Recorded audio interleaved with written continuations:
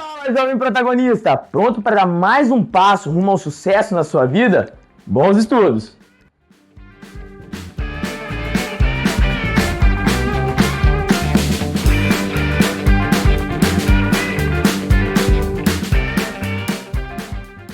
Beleza? Na segunda aula de tabela periódica, ontem, no caso, na última aula, a gente entendeu um pouco de como que ela está organizada. Vimos que ela está organizada em ordem de número atômico, ou seja, em ordem crescente de número atômico, ordem crescente de prótons, beleza? E que nessa tabela, que é a de Henry Moseley, lá de 1913, a sugestão de organização, foram criados grupos ou famílias e períodos, tá? Reuniram em grupos elementos que possuem características semelhantes, e em períodos elementos que têm a mesma quantidade de camadas. Ok, galera? Certo aí? Respira. Então, gente, segunda aulinha, para começar aqui perguntando para vocês por que o ouro brilha e o oxigênio é invisível. Por que disso, gente? E aí, galera? Hã? Composição dele, mas relativa ao quê? Galera, a localização deles na tabela periódica vai dizer muito sobre o comportamento deles, tá? Então a gente vai entender o porquê dessas propriedades aí ao longo da aula, tá? Entender isso ao longo da aula. Então a gente vai classificar hoje os elementos. Beleza, gente? Em termos de quê, pessoal? Grupo, família, período, elementos representativos de transição ou de transição interna, tá? Primeiro ponto, gente, é relembrar o que é grupo ou família. Grupo ou família, galera, tá aí classificando, falando sobre grupo ou família, tá? Grupo ou família são aqueles elementos com propriedades químicas semelhantes. Eles vão estar nessa linha vertical, ou seja, na mesma coluna, ok? Como no exemplo aqui, ó, isso é um grupo ou uma família, tá? Essa mesma coluna dá um grupo ou família. Beleza, gente? Tranquilo aí? Tranquilo? Próximo passo é o período. O período, galera, é a linha horizontal, é a coluna horizontal nesse sentido aqui. E o que fala pra gente é sobre o número de camadas eletrônicas. Ele vai falar se tem uma camada, 2, 3, 4, 5, 6 ou 7 camadas. Lá daquilo que a gente viu do modelinho de Bohr, camada K, L, M, N, O, P, Q. Então é dessa camada que nós estamos falando. Beleza o conceito de período? Beleza o conceito de período? Foi, gente? Foi? Aí, montados esses grupos e períodos, nós temos alguns agrupamentos, ok? Vários grupos juntos representam isso aqui. Então, nós temos os elementos representativos. Os elementos representativos, galera, eles falam do grupo 1 e 2 e depois do 13 ao 18. Então, os elementos representativos, gente, são esses aqui, ó, o 1 e o 2. E depois do 13 ao 18. Pessoal, como que eu lembro disso? Pensa que você veio aqui no início da tabela e derrubou um copo de água. Onde a água vai represar? Onde a água vai ficar parada? Em qual parte? Em qual número ela fica parada? Se eu jogar aqui, ela não cai, não? Ela vai descendo, não vai a água? E ela vai parar onde? Entre o 13 e o 12. Então, onde a água para, é o restante dos tipos de elementos. Onde a água não para, são os representativos, que é o 1 e 2, o 13 ao 18. Beleza, galera? Beleza? Tá? Não é a classificação mais usual de vocês ficarem sendo cobrados assim, os elementos representativos. Isso não aparece tanto, mas é importante saber. Aí temos os elementos de transição, que é onde a água fica represada, que são os elementos do 3 ao 12.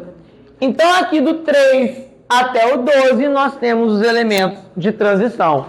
3 ao 12, escrito aqui, ó. Que depois eu vou falar que eles são metais também. Beleza, gente? Beleza? Beleza, galera? E nós temos a transição interna. Porque dentro dos elementos de transição, tem outros elementos que fazem a transição, que é esse grupinho aqui, ó. Esse grupinho, expliquei na última aula, que isso é uma ampliação da tabela. A gente pega esse quadradinho e tem todos esses elementos aqui. Pega esse outro quadradinho e tem todos esses elementos aqui. Então, esses grupos aqui, ó, essas regiões são os elementos de transição interna. Beleza, galera? Tranquilo? Fechamos essa parte. Então, transição interna são os lantanídeos e os actinídeos, ok? Aí a gente vem para esse desenho para tentar entender ele, que é o desenho da tabela, tá? Ali a gente tem muita informação. Então, o que eu fiz aqui? Relembrei para vocês, esse desenho ele é bem informativo. Então aqui eu estou relembrando para vocês, gente, o que é um período, que é nesse sentido aqui, ó, e vai do 1 até o 7. O que é um grupo ou família, que é nesse sentido e vai do 1 até o 18. Beleza? E aqui eu estou falando cada grupo, quais grupos são esses, tá? Esse primeiro grupo, galera, é o grupo dos metais alcalinos. Então, olha o que o nome já fala, eles são metais.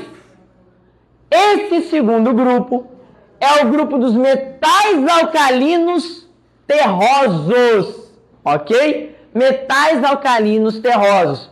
Professor, o que quer dizer? Quer dizer que o elemento que está aqui, ó, no grupo 1, período 6, ele tem um comportamento semelhante ao elemento que está no grupo 1, período 3. É isso que eu quero dizer, que todo mundo nessa coluninha tem comportamento semelhante.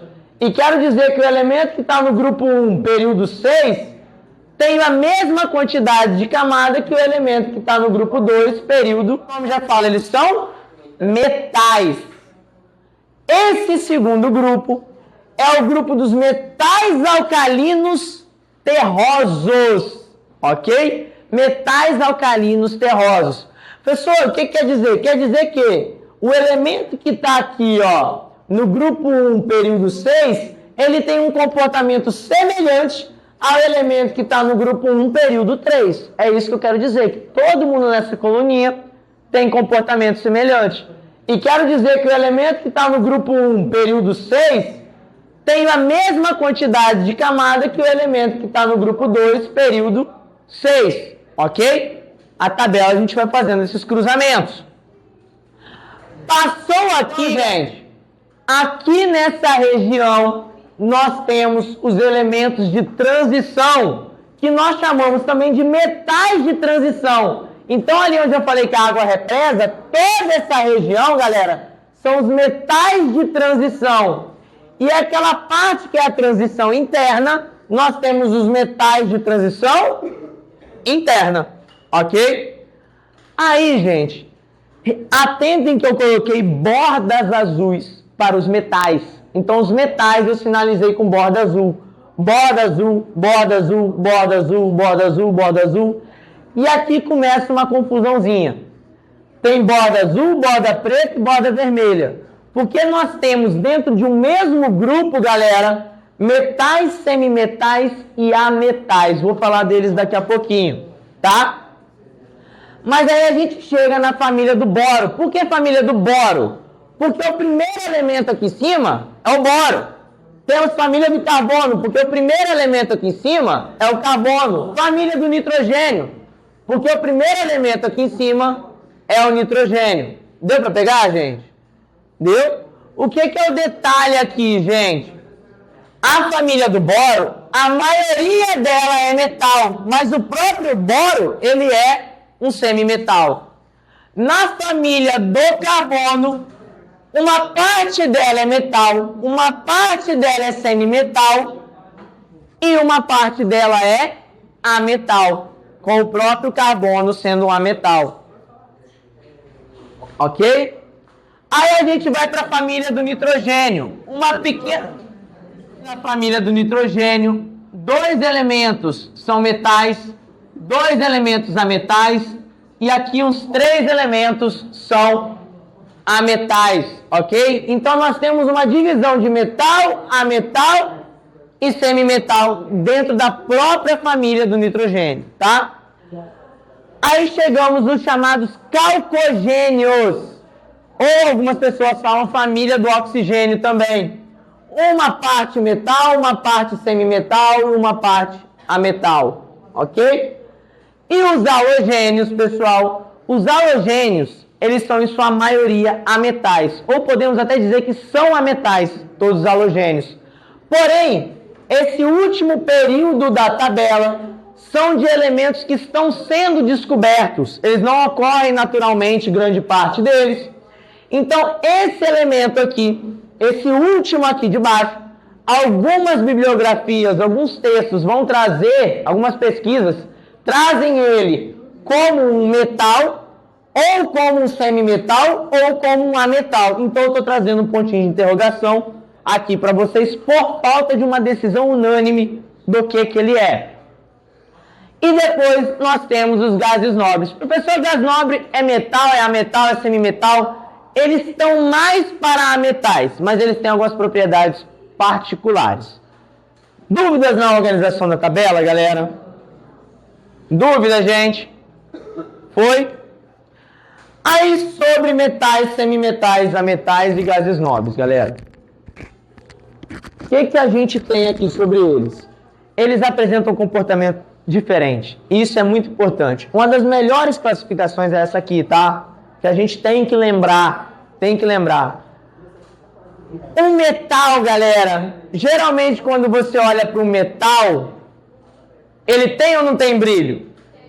Ele brilha, tá? Diferente de um ametal, que ele não brilha, ok? Por exemplo, o oxigênio não vai brilhar, mas o ouro vai brilhar.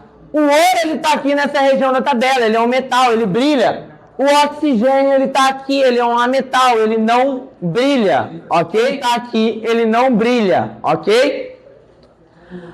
Outro ponto, galera, se os metais brilham e o ametal não brilha, um semimetal, ele está entre os dois. Ele é semimetal, ele quase é metal, mas ele também não é ametal. Então, ele tem uma propriedade intermediária, ok? E um gás nobre, ele não brilha, ele se assemelha um pouco a um metal. Condução elétrica ou térmica. Os metais são bons condutores, eles conduzem eletricidade e conduzem energia térmica, ok? Por exemplo, a fiação aqui da escola, a gente usa cobre, que é um metal. Um ametal, ele é um condutor ruim, do mesmo jeito que um gás nobre. E um semimetal vai estar entre isso, ok? E, gente, a característica primordial que vocês têm que lembrar para fechar a aula, a característica mais importante é que metais, eles tendem a perder elétrons. Ametais tendem a ganhar elétrons. Semimetais estão no meio disso. E os gases nobres, eles não querem perder nem ganhar, porque eles são estáveis. Usaremos essa referência de estabilidade e de ganho e perda de elétrons para falar de ligações químicas e reações químicas. Beleza, gente? Dúvida, galera? Gente...